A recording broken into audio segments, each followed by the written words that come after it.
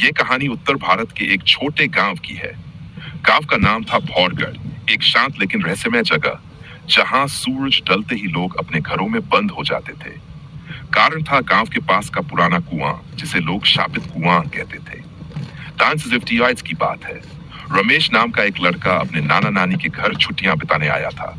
एक रात उसने गांव के बुजुर्गों को कुएं की कहानी कहते सुना। कहते थे कि उस कुएं में एक औरत ने आत्महत्या की थी और उसकी आत्मा अब भी वहां भटकती है। रमेश को ये सब कहानियां मजाक लगी। उसने जिद पकड़ ली कि वह कुएं के पास जाएगा। रात के 12 बजे वह चुपके से घर से निकला और टॉर्च लेकर कुएं तक पहुंचा।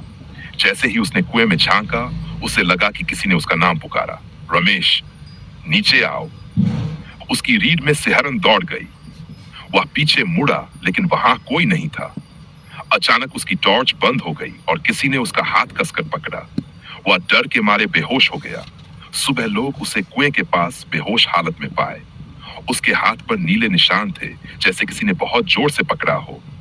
जब होश आया तो रमेश कुछ बोल नहीं पा रहा था। कई हफ्तों तक वह सदमे में रहा। आज भी जब साल बीत चुके थे। रमेश अब बड़ा हो चुका था और शहर में नौकरी करता था, लेकिन वह कभी भी उस गांव की याद नहीं करता था। भौरगढ़ उसके लिए एक डरावना सपना बन चुका था। जब उसे एक फोन कॉल आया। नाना जी की तबीयत बहुत खराब थी। आखिरी बार मिलने की इच्छा जताई थी। मजबूरी में रमेश को फिर से भौरगढ़ लौटना पड़ा, उस गांव में जिसे वो पीछे छोड़ चुका था। गांव वैसा ही था, लेकिन अब और वीरान।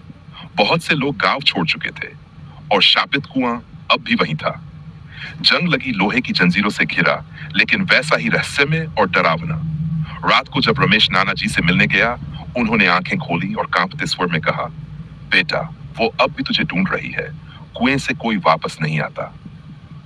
रात के 2 बजे रमेश की नींद टूटी। कमरे की खिड़की अपने आप खुली थी।